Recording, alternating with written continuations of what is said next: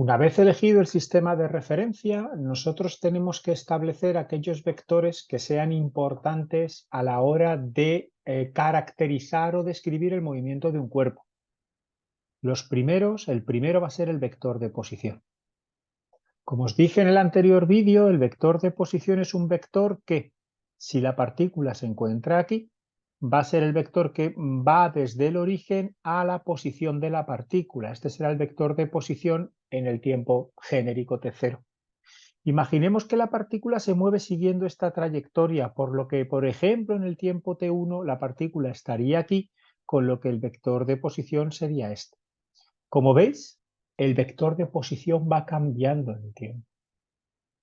El cambio, la rapidez de cambio en el tiempo del vector de posición lo va a marcar, nos va a determinar la velocidad.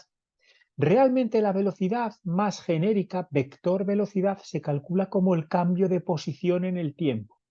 Este delta, ¿vale? Lo que es indica diferencia entre un instante final y un instante inicial, es decir, el vector de posición en el instante t1 menos el vector de posición en el instante t0. Y el cambio en el tiempo sería t1 menos t0. Pero claro, aquí estamos suponiendo que el objeto se está moviendo siempre con el mismo vector velocidad, lo que es del todo, en principio, incorrecto, porque no tiene que ocurrir, no es necesario o no es obligatorio que la velocidad sea constante.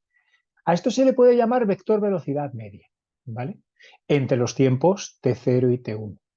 Pero claro, a nosotros no nos va a interesar ese vector velocidad media.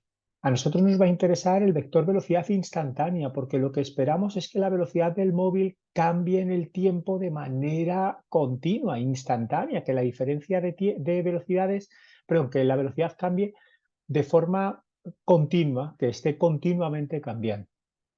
Para ello, lo que nosotros haremos es que este vector velocidad, el vector velocidad instantánea, lo construiremos como un límite cuando el delta de t tiende a 0 de delta de r partido por delta de t, para provocar que el cambio en el tiempo sea muy pequeño y la consideración que tengamos del cambio en la posición sea tan pequeña que prácticamente sea en el mismo instante de tiempo.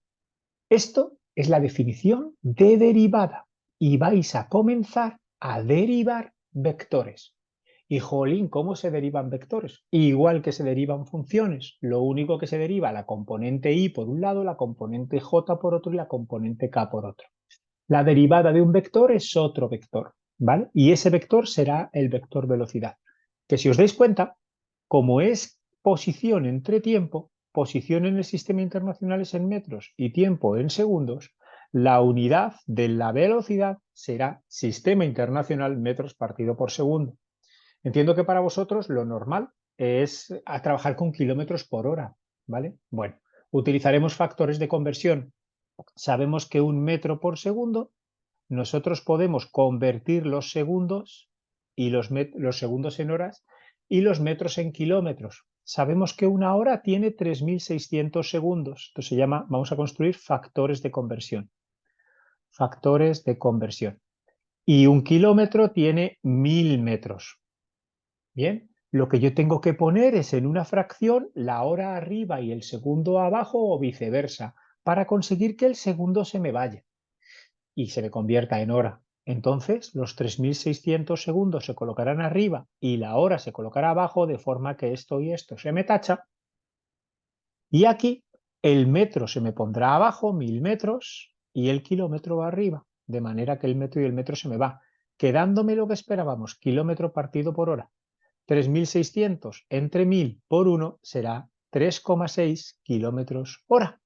Un metro por segundo equivalen a 3,6 kilómetros por hora. Y esa será la conversión que utilicemos. Evidentemente, igual que la posición va a cambiar en el tiempo porque el móvil se está moviendo, vamos a tener que la velocidad puede cambiar en el tiempo. Y vamos a tener un vector que va a determinar cómo cambia la velocidad en el tiempo. Ese vector es el vector aceleración. Lo mismo que aquí. La aceleración te indica el cambio de la velocidad en el tiempo. Velocidad en el tiempo t1, fijaros que estoy todo el rato trabajando con vectores. Bueno, T1, T0, perdón. T1 menos T0. Pero esto me daría la aceleración media. No me interesa en principio. Ojo, habrá muchos de vuestros ejercicios serán con aceleración constante, así que esta cuenta valdrá. Pero en principio no me interesa. ¿Cómo hallo para calcular la velocidad, la aceleración instantánea? Tomando el famoso límite de antes, límite cuando delta de t tiende a 0 de delta de v de t partido por delta de t, que no es más que la derivada de la velocidad en el tiempo. La derivada de la velocidad en el tiempo, teniendo en cuenta que la velocidad era la derivada de la posición en el tiempo, como veis, es la derivada segunda de la posición en el tiempo. Solo habrá que el vector posición derivarlo dos veces para obtener la aceleración del movimiento.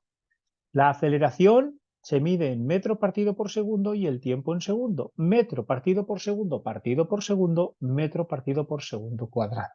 Será la unidad. Como veis, con esto podemos decir, si tengo R de t, tengo el poder. Tengo el poder de poder caracterizar completamente el movimiento. ¿Por qué? Porque la velocidad la obtendría derivando la posición y la aceleración derivando la velocidad.